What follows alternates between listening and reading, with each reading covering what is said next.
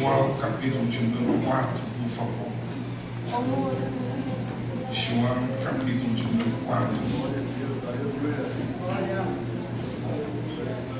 Quando os irmãos estão procurando, eu quero aqui, em rápidas palavras, glorificar ao Senhor por essa oportunidade e dizer o quanto de fato estou feliz e honrado de estar aqui. Louvar a Deus pela vida da vossa liderança, os pastores que aqui estão. Deus abençoe os senhores. Muito obrigado pela receptividade, pela bênção vinda através dos senhores, para que nós pudéssemos estar aqui hoje. Deus abençoe ao pastor, a todos os líderes que aqui estão. Minha gratidão a todos vocês. Deus abençoe aos líderes e jovens, a todos os jovens que aqui estão. Deus abençoe vocês. 29 anos, isso? 29 anos. Deus em Cristo abençoe aos jovens dessa casa.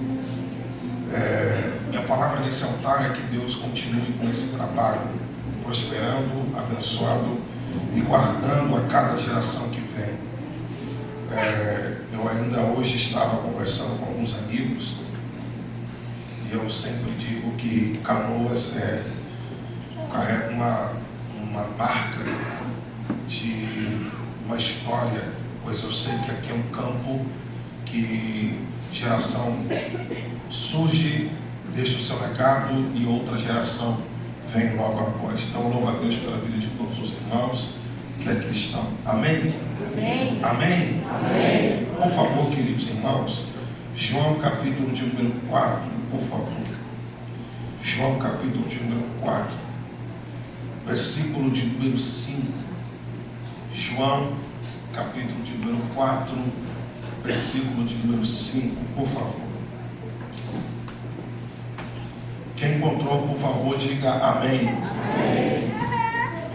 João capítulo 4, versículo 5 diz assim: Assim chegou a uma cidade de Samaria chamada Sicar, perto das terras que Jacó havia dado ao seu filho José. Havia ali a fonte de Jacó. Jesus, todavia, cansado da viagem, sentou-se à beira do poço. Isso aconteceu por volta da hora sexta. Nisso, uma mulher de Samaria veio tirar água. Pediu-lhe Jesus: dai-me um pouco de água para beber. Quantos podem dizer amém? Amém. Tome seu assento, por favor.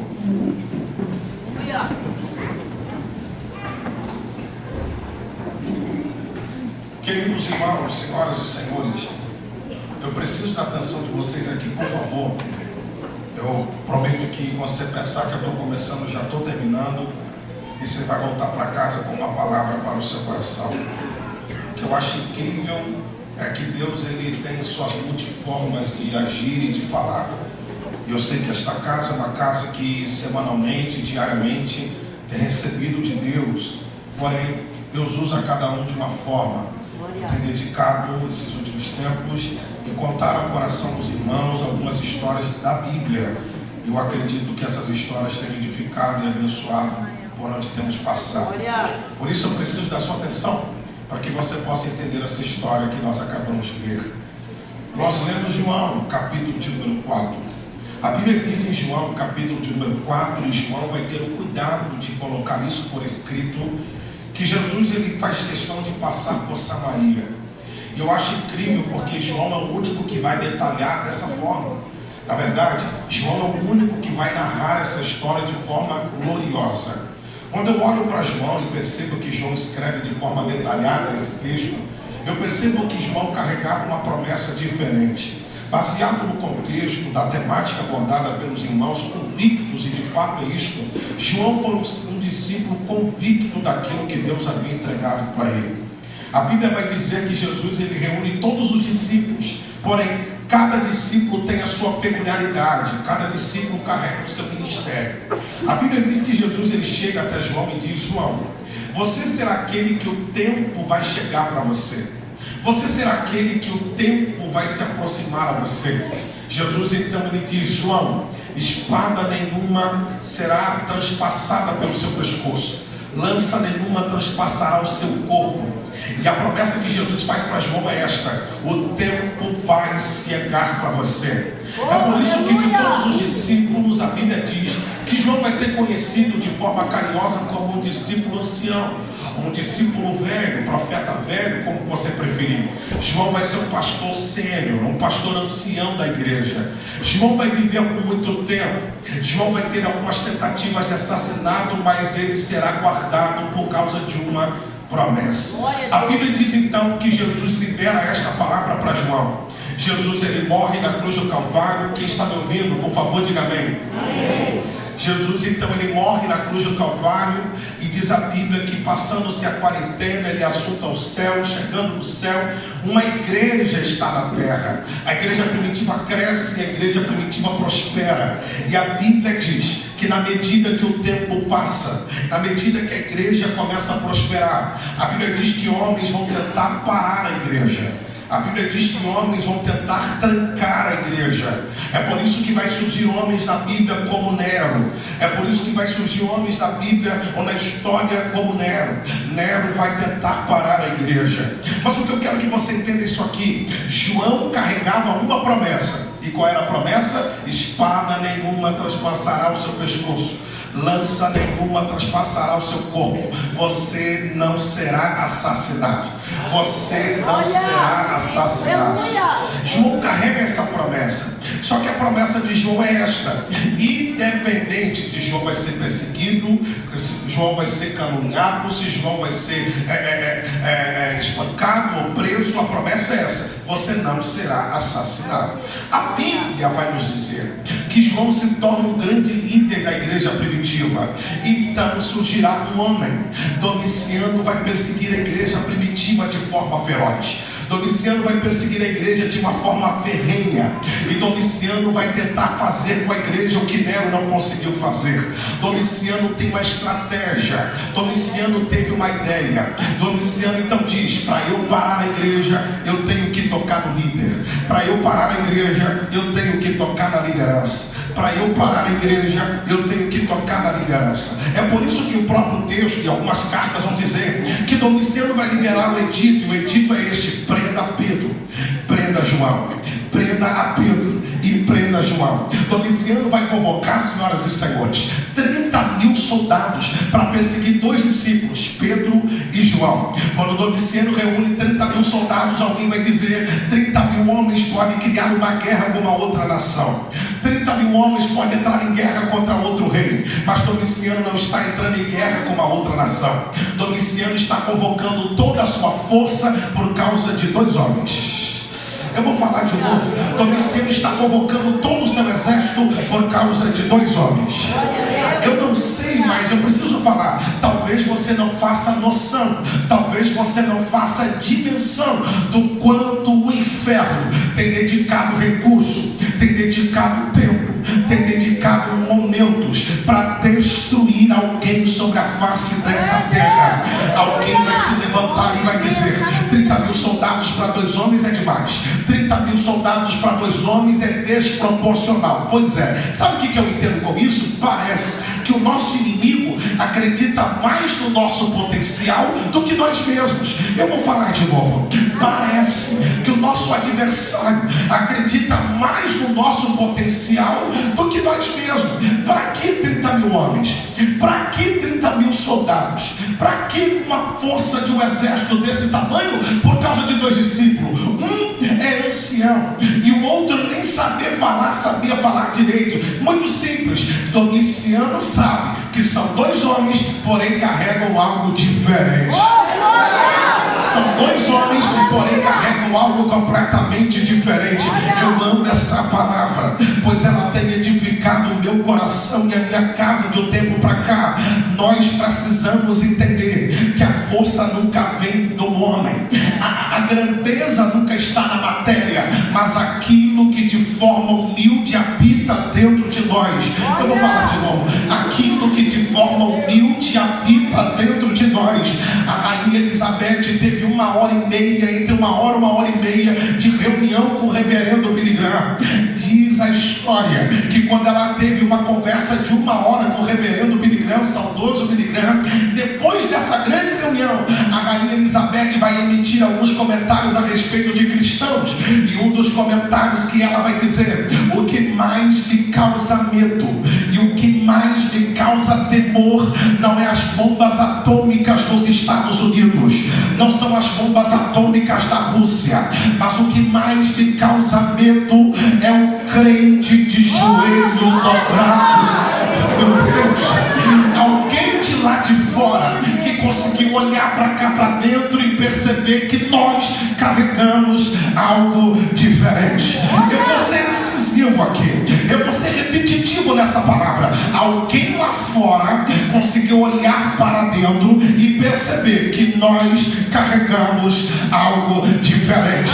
Eu sei, tem alguém que diz que a lágrima que você derrama não é grande coisa. Tem alguém que diz que o pouco tempo que você tem para clamar não é muita coisa. Alguém que olha para você, alguém que critica você, alguém que acredita que o que você carrega é pequeno. Mas deixa eu te falar, as armas da nossa milícia não são carnais.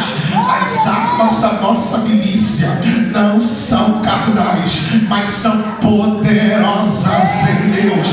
Eu vou melhorar para alegrar o teu coração nessa noite de domingo. Quando eu penso que estou fraco, é aí que eu estou forte.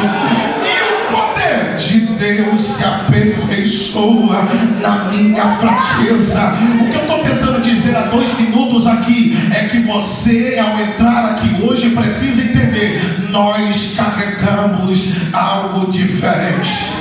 Nós carregamos algo diferente. Eu não quero ser inconveniente, eu não quero ser chato, não, de forma alguma, mas esta é a palavra que tem queimado no meu coração. 30 mil homens por causa de 2 é demais. Não, é porque Pedro e João carregam algo que é maior do que 30 mil homens. Pedro e João carregam algo que é maior do que 30 mil homens. Deixa eu falar, a história se direciona ao massacre, a história se direciona a uma grande calamidade. Domiciano vai liberar o edito e o decreto é esse: prenda Pedro. Quando eles finalmente conseguem capturar Pedro depois de uma caça, eles prenderam a Pedro, entraram no julgamento, o julgamento saiu, Pedro foi condenado à morte, e a morte por cruz. Pedro pendurado no alto do madeiro, seus pés estão pregados, suas mãos estão pregadas. Pedro vai dizer: eu não sou digno de morrer como meu mestre morreu. Já que vocês me crucificaram, pelo menos coloque a minha cruz de cabeça para baixo. Eles vão tentar acabar com a igreja primitiva. Lembra de João? João era um discípulo diferente. João carregava uma promessa diferente. Lembra da promessa? João, você não será assassinado. Espada não traspassará o corpo, e lança não traspassará o corpo. João, você não será assassinado. Não está escrito, senhores. De forma clara, pelo menos não está escrito. Mas há quem diga que quando João ele é perseguido e finalmente capturado, há um grande caldeirão. Coloca o João num azeite fervido 7 vezes mais. Algo inusitado acontece. Eles esperavam, já que o azeite está 7 vezes mais fervido, a espera de quem assiste é essa: João, ao cair sobre esse azeite, seus ossos derreterão até a morte, seu corpo derreterá até a morte. Mas algo estranho acontece: João começa a se levantar do caldeirão. Aquilo que é para matar não mata, senhores. E alguém lá fora vai dizer: como é que não morre? Muito simples, ele carrega uma promessa. Eu vou melhorar para ver se você começa a glorificar a Deus. Eles não entendem por que o azeite não derrete os ossos. Muito simples, João está debaixo de uma promessa. Eu vou falar de novo. João está debaixo de uma promessa. Está difícil, e alguém olha para você e diz: como é que não pode? Como é que mesmo enfrentando essa dificuldade ela não para? Como é que enfrentando essa dificuldade ele não desiste? Como é que enfrentando esse problema no casamento ele não para? Como é que enfrentando essas crises lá fora ele não desiste? Alguém não entende, mas a resposta não tem fórmula mágica. Estamos debaixo de uma promessa. Estamos debaixo de uma uma promessa. Nós não chegaremos aonde iremos chegar por causa da força do nosso braço. Quem pensa que é bom, que faz e acontece, precisa entender: estamos de pé por causa de uma palavra. Estamos de pé. Eu senti algo de Deus aqui e eu preciso fazer algo que Deus está mandando. Nós precisamos entender: o vento soprou na direita, o vento soprou na esquerda, mas estamos de pé por causa de uma. Estamos de pé por causa de uma promessa. João não morre. Alguém vai dizer: já que João não morre, Domiciano libera um decreto. Qual foi o decreto que Domiciano libera para João? Já que eu não consigo matar, eu vou jogar para longe. Já que eu não consigo matar, eu vou jogar para longe. Já que eu não consigo matar, eu vou jogar para longe.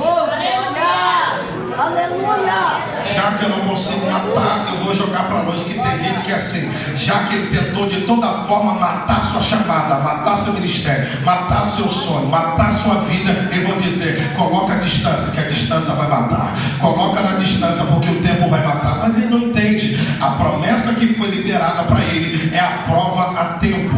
O tempo não apaga, o tempo não apara, o tempo não acaba, o tempo não para. É isso que nós precisamos entender. João vai ser levado para uma prisão, a prisão de segurança máxima. João vai ser levado a esta prisão. Essa prisão está dentro de uma ilha, e a ilha se chamava Patmos. João vai ser preso nessa ilha. Só que João carregava uma promessa. João está dentro de uma ilha, no meio de bandidos, no meio de ladrões, mas ele tem uma promessa.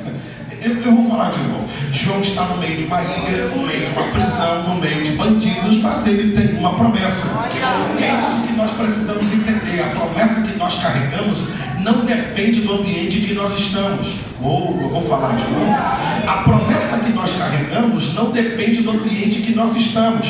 Por isso eu quero dizer: não importa onde você está, o que você carrega dentro de você é maior do que o ambiente que você vive. Vou falar de novo. O que você carrega dentro de você é maior do que o ambiente que você convive. É por isso que a promessa de Deus, ela é maior do que o campo, maior do que a cidade, maior do que o bairro, maior do que a rua, maior do que a família. A promessa de Deus, ela pega quem Deus quiser, independente de onde veio, qual foi a família que veio, qual foi a sua origem e o que fez no passado. A promessa de Deus é maior do que o mapa geográfico que nós estamos. Alguém está entendendo o que eu estou pregando aqui essa noite? Então eu estou tentando dizer que João está preso, mas tem promessa. João está numa ilha, mas tem promessa. João está preso, mas tem promessa. João está numa ilha, mas tem promessa. O que eu quero que vocês entendam é que João, quando ele está nesse período, uma crise vai acontecer no meio da igreja. Lembra que a igreja vai ser perseguida? Pois bem, a crise numa igreja começa a acontecer, porque vai se levantar no final do primeiro século, entre 60 até 90. No final do primeiro século, vai surgir um grupo de gnósticos. Esses gnósticos eram um grupo de homens que estavam levantando uma ideia, uma filosofia dos gregos. E os gnósticos disseram o seguinte: nós descobrimos a verdade. Nós descobrimos a verdade. E os gnósticos do primeiro século são diferentes, porque eles começaram a perseguir a igreja dizendo: os cristãos são mentirosos. Os cristãos são mentirosos. Os cristãos são mentirosos. Os gnósticos vão dizer o seguinte: sabe por que os cristãos são mentirosos? Porque nós aprendemos numa sabedoria dos gregos que o Logos é o verdadeiro Deus. Olha para cá, o Logos é o verdadeiro Deus. Os cristãos são mentirosos porque eles dizem que Jesus é o verdadeiro Deus, que é santo e poderoso. Não, nós aprendemos com gregos, disseram os gnósticos, que Logos é o Deus do verbo e ele é o verdadeiro Deus. Ele é tão santo que não se mistura com pecadores. Ele é tão santo que não se mistura com pecadores. Ele é tão santo que não se mistura com pecadores. Pois bem, quando essa mensagem chegou no conhecimento de João, lembra-se, hoje, João está esperando a revelação. Qual revelação? A revelação do grande livro, o livro do Apocalipse. É esta revelação que João está esperando. O propósito de João de viver até os últimos tempos é esse: receber a grande revelação. Apocalipse 1:12. E eu, João, olhei para trás para ver quem falava comigo, e eu vi 7 menorais, 7 candelabros, e caminhando no meio dos 7, aquele que era semelhante ao filho do homem, cabelo branco, eu ouvi um glória, cabelo branco como a lã branca, seus olhos brilhavam como chama. E você conhece esse texto. João estava esperando o seu tempo. João estava esperando a hora da revelação. Só que algo inusitado acontece. João percebe que a igreja começou a ser atacada. João percebe que a igreja começou a ser perseguida. E eu oro nessa noite que Deus levante jovens, homens e mulheres com a coragem de João, porque João está dentro de uma ilha dizendo: eu não posso ficar de braços cruzados vendo a igreja sendo atacada. Jesus me cobre. Eu não posso ficar de braços cruzados vendo a igreja sendo atacada. João vai tentar defender a sua fé. João vai tentar defender o seu Cristo. Eu preciso falar isso aqui e eu rogo a comunhão dos irmãos. Acabamos de sair do ano de 2022, o ano de complicações, de algumas certas contendas e divisões, mas eu preciso lembrar aos senhores que nós precisamos levantar a bandeira da fé. Há uma mensagem nos nossos lábios, há uma pregação queimando dentro de nós, e há uma geração, com todo respeito, não aqui, mas há uma geração que não entende o porquê que outra geração defende de forma fervorosa a sua fé. No meu Instagram eu gravo vídeo, falo mensagem, e alguém chegou até mim e disse assim: olha, para que fazer tudo isso? A Bíblia não precisa ser defendida, Jesus não precisa ser defendido. Em termos lógicos, é óbvio, mas eu fico pensando, quando uma geração cresce dizendo que a fé não precisa ser defendida, sobra o que para Estevão? Quando uma geração cresce dizendo que a fé não precisa ser defendida, sobra o que para Pedro, que morreu de pendurado numa cruz de cabeça para baixo? Deus está convocando uma geração que não tenha medo de defender a sua fé. Deus está levantando uma geração que não tenha medo de defender o seu Cristo. E a minha simples oração nesse altar é este: que Deus te dê sabedoria, conhecimento, porque independente do lugar, Deus vai levantar alguém com uma voz profética. A Bíblia vai dizer, e isso é lindo, porque o livro de João vai ser um livro para defender o seu Cristo. Olhe para cá, senhoras e senhores, e eu vou me encaminhar para o final. João está esperando um grande momento para escrever, mas João ficou sabendo que a sua fé estava sendo atacada. João ficou sabendo que o seu Cristo estava sendo atacado. Quem está entendendo essa história até aqui, diga amém. João está percebendo que a igreja está sendo atacada. Sabe o que João vai fazer? Eu preciso defender o meu Cristo, eu preciso defender a minha fé. É por isso que João vai escrever esse livro, que no Evangelho leva seu nome. João vai escrever um livro para defender a sua fé. É por isso que teólogos afirmam categoricamente que o livro de João é um livro apologético, porque é um livro de defesa da fé, é um livro de defesa do Evangelho. João vai dizer, como é que estão dizendo por aí? Como é que estão afirmando por aí? Estão dizendo que o Logos, o Deus do Verbo, é o verdadeiro Deus, que o nosso Deus, que o nosso Cristo não é santo. Estão dizendo que o Logos, o Deus do Verbo, no meio dos gregos, ele é tão santo que não se mistura com pecadores. Pois é, a minha geração não será quebrada pela filosofia lá de fora. Eu vou pregar. A minha geração não será quebrada pela filosofia que vem lá fora. Pastores, com todo respeito, mas o maior problema é isso. O maior problema da igreja é que nós estamos enfrentando uma guerra intelectual. Nós estamos enfrentando uma guerra de ideologias, filosofias que estão sendo levantadas e de forma calma, branda, estão tentando entrar dentro da igreja. Mas Deus ainda tem homens com a coragem de João. Deus ainda tem homens com a coragem de João. E João vai dizer, eu não vou deixar a filosofia dos gregos acabar com a minha fé e acabar com meus irmãos. O Logos, o Deus do Verbo, o Deus dos gregos não é santo só porque não se mistura com o pecador. Deixa que eu vou escrever o livro. A minha formação não é direito, minha formação é psicologia, mas eu tento imaginar como é que João escreveu um livro inteiro de forma de lei para defender o seu Cristo. João capítulo de número 1, como é que os gregos estão dizendo? Deixa para mim, no princípio ele era o Verbo. No princípio ele era o Verbo estava com ele e o Verbo se fez carne. E no princípio ele era o Verbo estava com ele e o Verbo se fez carne. Adilson, onde é que você quer chegar? Já cheguei. João está dizendo aos gregos, se lá fora o Deus da Grécia não se mistura com pecadores, o meu Jesus abraça quem os homens não querem abraçar. Oh glória, oh glória, oh glória. João está pregando e a mensagem de João é simples: o meu Jesus abraça quem os homens não querem abraçar. O meu Jesus, ele levanta quem os homens tentaram derrubar. O meu Jesus, ele restaura aquele que os homens tentaram quebrar. Me cobre, Jesus, mas eu vou pregar. O meu Jesus, ele renova aquele que os homens fizeram cansar. Jesus dá uma segunda chance para quem os homens fecharam a primeira oportunidade. O meu Jesus é aquele que abre uma porta para aquele que os homens colocaram cadeado. É por isso que eu vim aqui debaixo de uma palavra, e a palavra é essa: o Jesus da Bíblia e o Jesus de João vai restaurar alguém aqui na noite de hoje. Eu não quero ser inconveniente, mas eu acredito que a Assembleia de Deus crê em palavra profética. Eu acredito que a nossa igreja ainda é a mesma. Então, se você crê em palavra profética, por favor, levante uma das suas mãos aos céus, que eu quero liberar mediante essa palavra, uma palavra profética. Deus guarde a sua casa, Deus guarde a sua família. Tem gente que já entendeu. Que Deus guarde a sua casa, que Deus guarde a sua família, pois a ideia do diabo não vai corromper a nossa geração. Tem alguém que já entendeu essa palavra? A ideologia lá fora não vai corromper a nossa geração.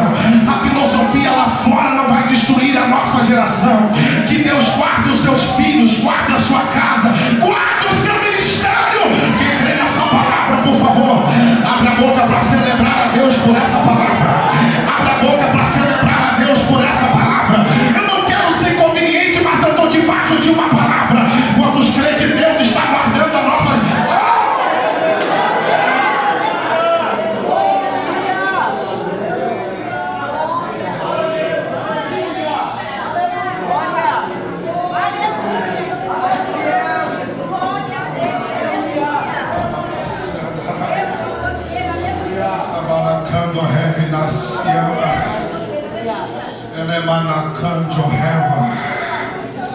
João vai escrever esse livro para defender o seu Cristo.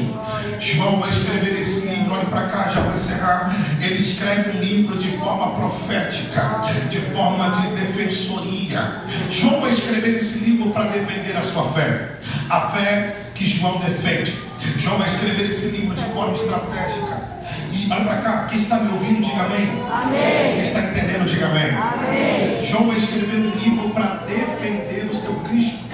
E esse livro é um livro estratégico. Esse livro é um livro de caso pensado. Por exemplo, João vai colocar nesse livro 7 milagres. Quantos milagres? 7. Quantos milagres? 7 milagres. Alguém que vai dizer que é 8, mas o oitavo não foi catalogado, então é 7 milagres. João vai escrever um livro para defender Jesus. E ele poderia colocar nesse livro vários milagres. Afinal de contas, a ideia de João poderia ser assim: eu vou falar tudo que Jesus fez para que o povo entenda que Jesus é poderoso. Mas João não vai por essa ideia. João coloca 7 milagres. Quantos milagres? 7. Só 7 milagres. E para João tá bom. O problema não é João colocar só 7 milagres. O problema é João não chamar esses milagres de milagre. Eu vou falar de novo para não dar um nó na sua cabeça. João coloca 7 milagres no seu livro. O problema não é esse. O problema é que nem João vai chamar esses milagres de milagre. João vai colocar nos seus capítulos finais a descrição do seguinte: e tudo que Jesus fez nesse livro foram sinais. Aleluia! E tudo que Jesus fez nesse livro foram sinais. E tudo que Jesus fez nesse livro foram sinais. Peraí, há uma diferença entre sinal e milagre. Há uma diferença entre sinal e milagre. Eu amo essa palavra. Há uma diferença entre sinal e milagre. Por que João não chama milagre de milagre, mas chama milagre de sinal no seu livro? Muito simples. Quem está entendendo? Diga amém. Ele não chama milagre de milagre, mas ele chama milagre de sinal. Por quê? Forma simples. A diferença é: todo sinal ele é pequeno comparado àquilo que ele aponta. Vou falar de novo. Todo sinal é pequeno comparado àquilo que ele aponta. Independente se o sinal é grande. Se o sinal for grande, ele está apontando para algo maior ainda. Lembra da grande estrela que guiou os magos? Pois é, a estrela era grande, mas aquilo que ela guiou era maior. A estrela era grande, mas guiou alguém que era maior que a estrela, maior que o sol, maior que o universo. Ele guiou até Jesus. Então todo sinal, independente do tamanho, ele é menor comparado àquilo que ele aponta. Outro exemplo básico e simples: saindo de Capão da Canoa, onde eu moro, vindo até a cidade de Canoas, pega a Freeway. No meio do percurso tem várias placas, e há uma placa no meio da estrada dizendo Canoas à direita. Ok? Essa placa que nós vemos na estrada, eu faço uma pergunta simples, é só para os irmãos tomarem o raciocínio. Essa placa que diz Canoas à direita é do mesmo tamanho da cidade de Canoas? Lógico que não. Por quê? Porque o propósito da placa não é revelar o tamanho, mas sinalizar o caminho. O propósito da placa não é revelar o tamanho, mas sinalizar o caminho. Então o que eu quero que os irmãos entendam é: todo sinal é menor do que aquilo que ele aponta. Todo sinal é menor do que aquilo que ele aponta. Aí eu entendi. João é inteligente demais. João vai escrever um livro, coloca 7 milagres e vai dizer: só tem um detalhe, não é milagre, é sinal.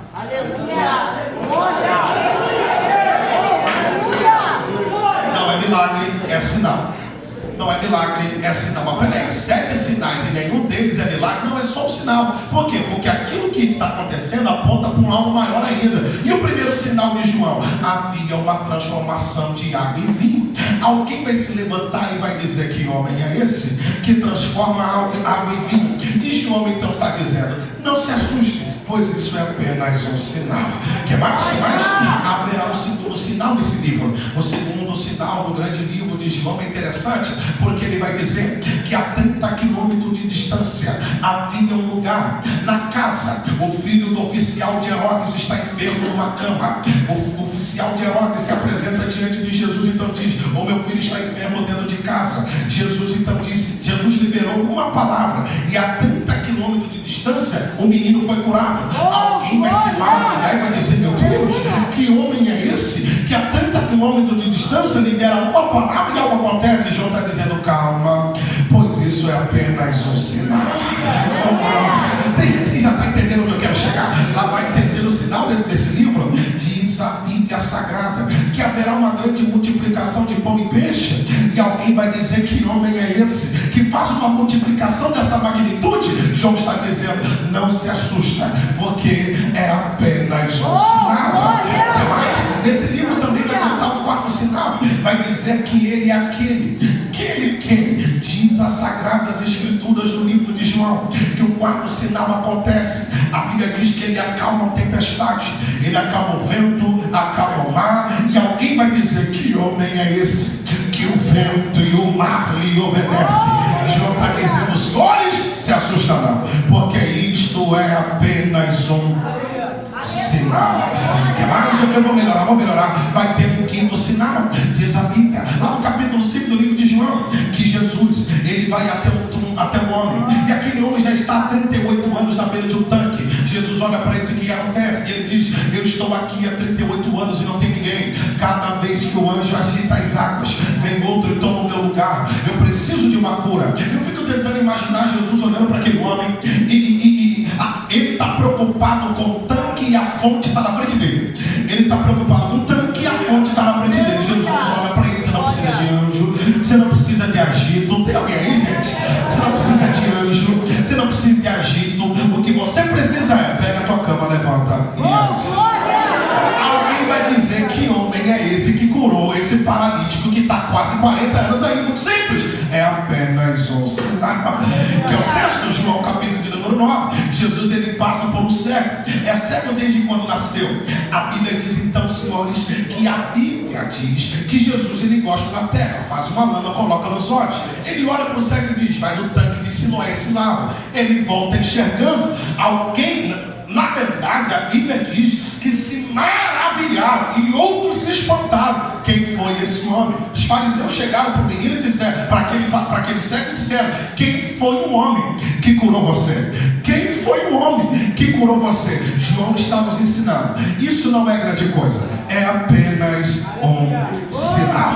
Eu vou melhorar. Tem um 7º sinal no livro de João. Um homem, amigo de Jesus, seu nome é Lázaro. Depois de 4 dias dentro da sepultura, Jesus diz: tira a pedra, porque não fui eu que coloquei. Depois que eles removeram a pedra, Jesus diz: Lázaro, vem para fora. Alguém se maravilha, e Jesus, João está ensinando: é apenas um sinal. O que eu estou tentando dizer para você já faz 5 minutos é que a igreja precisa lembrar que, independente do que Jesus faz, ele é maior. Eu encerro aqui agora para dizer ao seu coração: Jesus é maior. Eu vou melhorar de novo. A igreja do Rio Grande do Sul precisa lembrar que o nosso Deus é maior. O nosso Deus é maior. Se isso aqui não te alegra, não sei o que vai te alegrar, mas recebe essa palavra. A Bíblia diz que os conselheiros de guerra chegaram para Josué e disseram: se nós enfrentarmos os nossos inimigos durante a noite, certamente perderemos.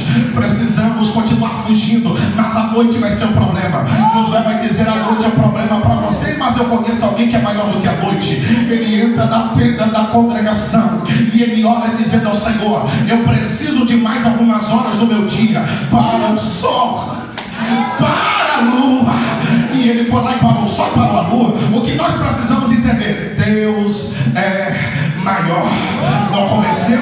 Eu vou melhorar. A Bíblia diz no livro de Salmos que Jerusalém está acuada. Todo mundo está dentro do templo, porque o exército inimigo está rodeando a cidade. De repente, no meio do culto, dentro do templo, os filhos de Coré começaram a cantar. E eles cantaram dizendo: eu, Senhor, quebrei o braço de Faraó. Então eles cantaram e começaram a louvar com a igreja. Ele quebra o arco, ele corta a lança, ele queima os carros no meio do fogo. Flávio Josefo diz que Deus tomou a boca em um deles e profecia no meio da música. E de repente, no meio do louvor, alguém diz: aquietai-vos e sabei que eu sou Deus.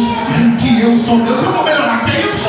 Deus é maior. Não convenceu ainda? Lucas capítulo 10, versículo 19. Os discípulos chegaram para Jesus e disseram: Senhor, estamos maravilhados, porque em teu nome os demônios estão sujeitos a nós. Jesus olhou para eles e disse: vocês estão maravilhados por causa disso? O nome de vocês será escrito no livro da vida, e a partir de agora será assim. Versículo 19: eis que eu vos dou poder e autoridade para pisar na cabeça da serpente e do escorpião. Oh, glória. Por favor, eu não quero ser conveniente, mas se você quiser, você não é obrigado. Pegue na mão de quem está na direita e eu encerro. Pega na mão de quem está na esquerda e eu encerro. Pega na mão de quem está no celular. Por que isso, pregador? Porque é uma palavra de ânimo para alguém aqui nessa noite. Jesus braga no meu coração para dizer: há uma geração com poder e com autoridade. Há uma geração com poder e com autoridade. Os senhores que estão aqui se lembram: demônio não tinha espaço para gritar no meio dos altares como tem por aí. A igreja precisa entender: há poder e autoridade. Quem crê nessa palavra? Quem crê nessa palavra? Quem crê nessa palavra? Se puder, quem crê nessa palavra? Quem crê nessa palavra? Quem crê nessa palavra? 29 anos, que venha mais 29 anos, debaixo de poder, debaixo de autoridade. Assembleia de Deus passa 112 anos, debaixo de poder e de autoridade. Quem crê? Quem crê? Quem crê?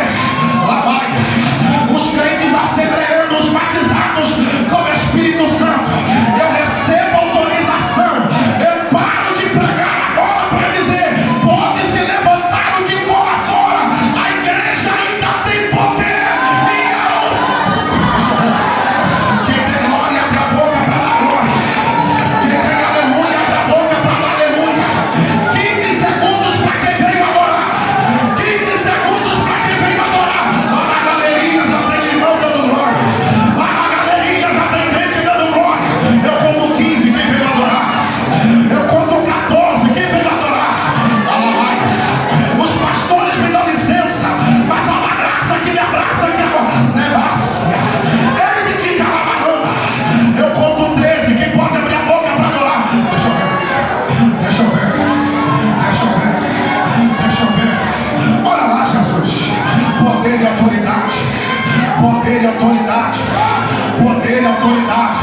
Vai ter nego, senhores, mas nós temos poder e autoridade. Vai ter domiciano, senhores, mas nós temos poder e autoridade. Quem crê nessa palavra?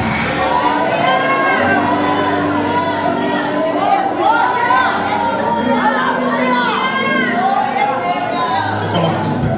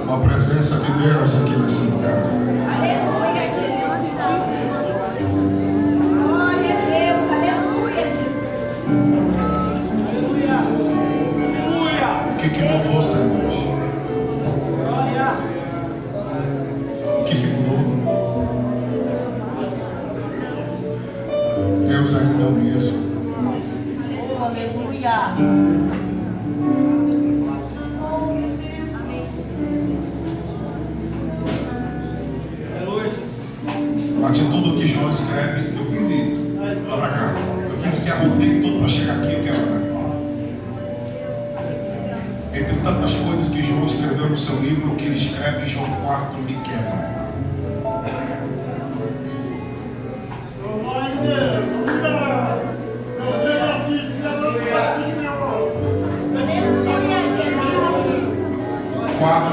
Versículo 5, ele diz: e Jesus disse aos discípulos: é necessário passar por Samaria.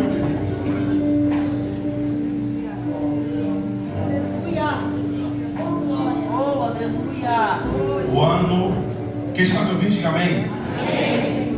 O ano é o 722 antes de Cristo.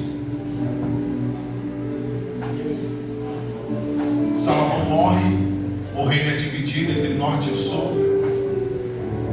Os sírios invadem o reino do norte. Jardão II se torna o grande imperador do reino do norte. Os que sobraram, então, os homens israelitas que sobraram, casaram com as mulheres sírias, e surgiu um povo chamado samaritano.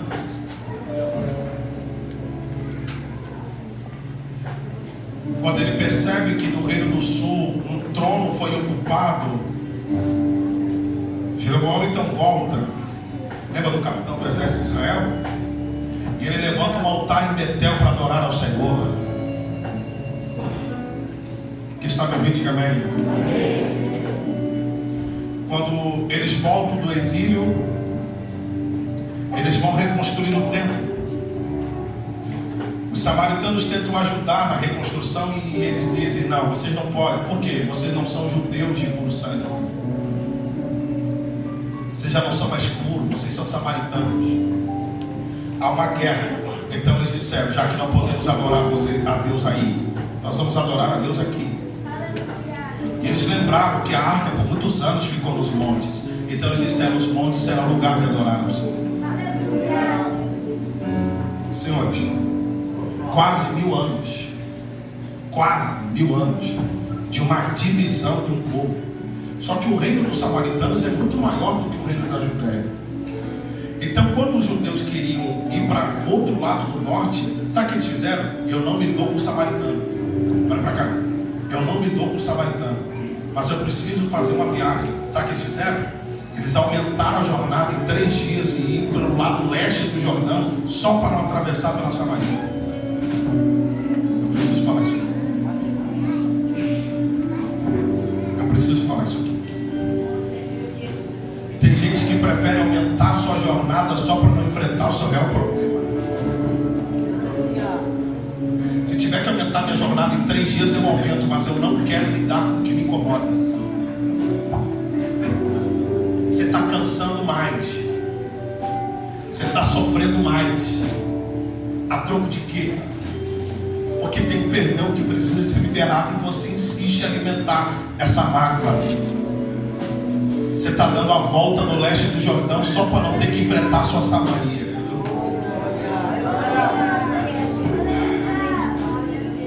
Aí vem João capítulo 4, versículo 5, dizendo que Jesus chegou no ponto que ele disse: pastor, eu preciso passar por Samaria. Glória! Sabe o que Jesus está dizendo aqui? Eu vou acabar hoje.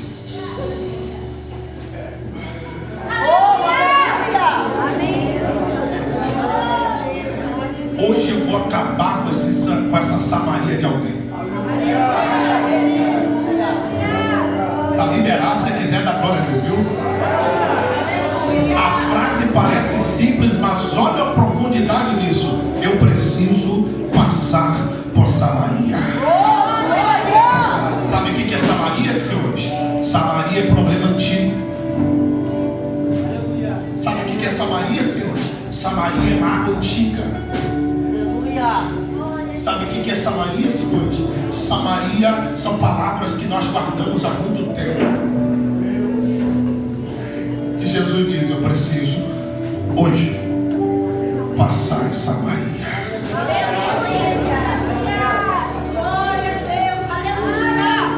Jesus está visitando a Samaria de alguém aqui nesse lugar.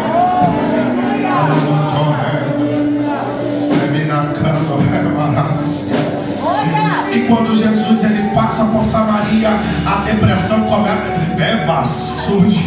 A depressão começa a ser quebrada, porque ele está visitando a dor de alguém aqui na noite de hoje. Se os irmãos acreditam, acompanha comigo na intercessão, mas há um espírito de suicídio sendo quebrado na noite de hoje. Jesus está visitando a Samaria de alguém. A síndrome do pânico é quebrada agora. Jesus está visitando a Samaria de alguém.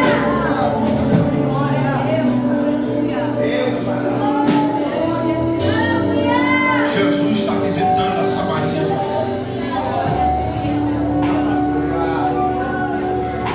Olha para cá. Quantos aqui hoje acredita que precisa que Jesus visite aquilo que te mais causa dor?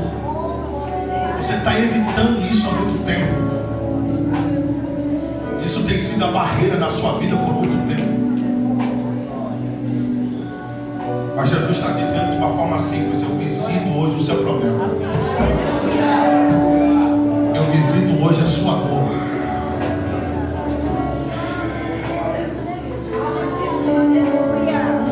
Quem crê que Jesus está fazendo curas aqui nesse lugar? Só quem espera o movimento de Jesus e a visita no Senhor sobre a sua vida. Eu quero convidar a vir aqui no altar a primeira pessoa corajosa de reconhecer que Jesus precisa tocar em algo no seu coração. Vem aqui nesse lugar, vem no altar de Deus. Vem. Aí o Senhor precisa ser tocado pelo Senhor. Vem. Aí o Senhor preciso ser tocado, a minha alma precisa. Vem. A igreja que quiser me ajudar na comunhão seria bem melhor. Aleluia. Aleluia.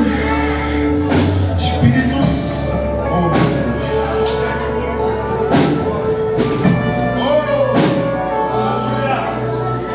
Só que precisa de uma cura de Deus aqui nesse lugar. Sua alma precisa ser curada. Aleluia. Sua alma precisa ser curada. Se tiver na galeria, desce da galeria, vem correndo. Convida alguém da sua casa, da sua família, e traga aqui no altar.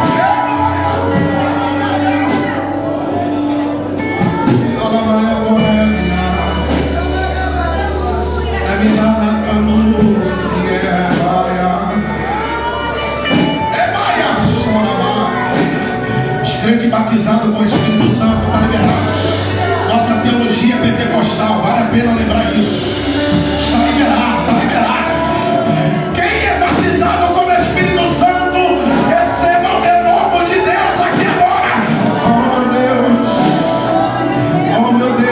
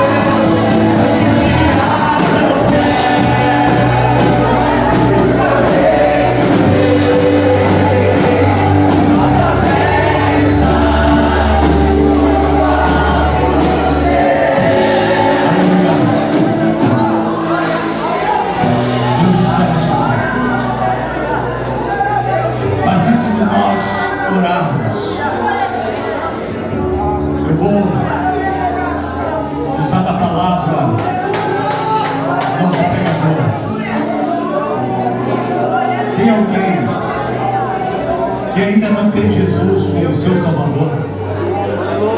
A porta está aberta para você ter essa promessa na tua vida.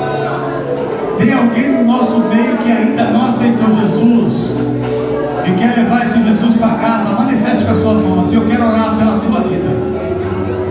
Tem alguém no nosso meio? Tem alguém? Tem alguém que quer experimentar esse Jesus? Essa promessa é para todos aqueles que se entregam a Cristo. Tem alguém aqui? Todos já são salvos? Todos já aceitaram Jesus como seu Salvador?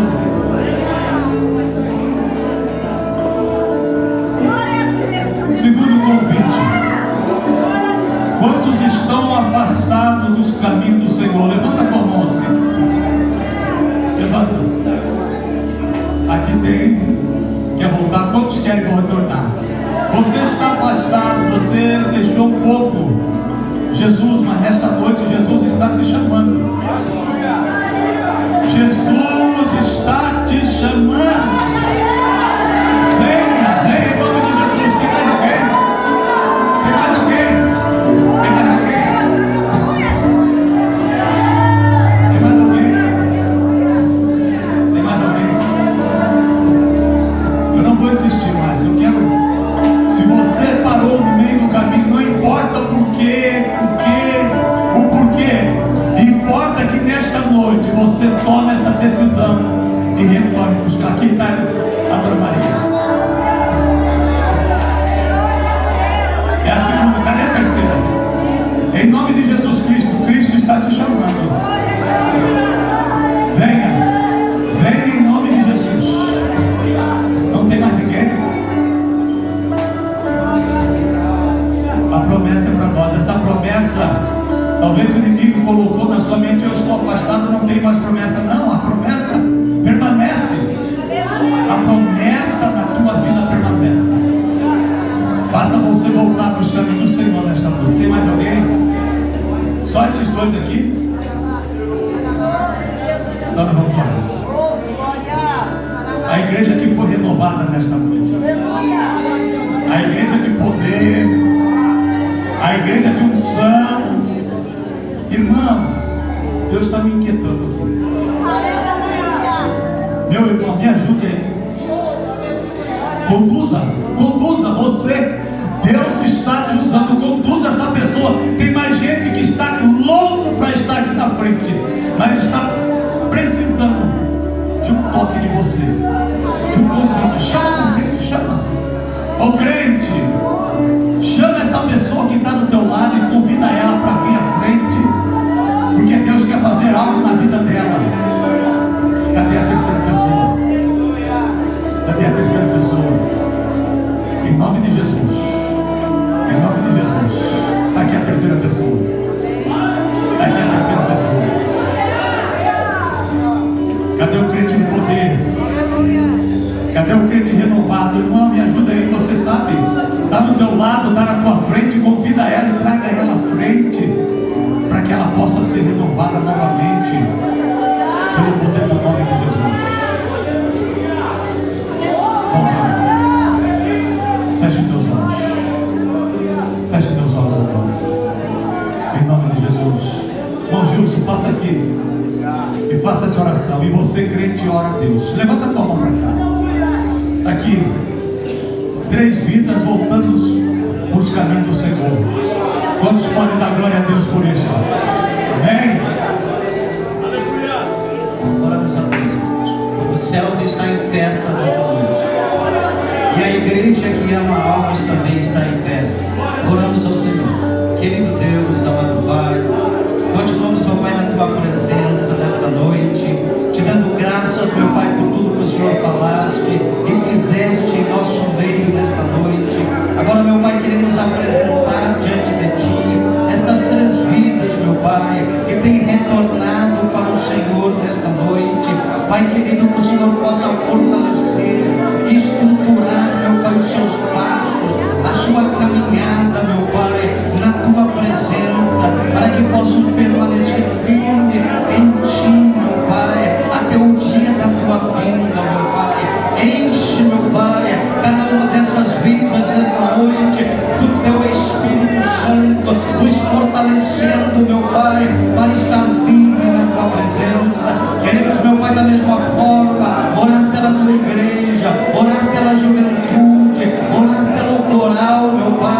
eles possam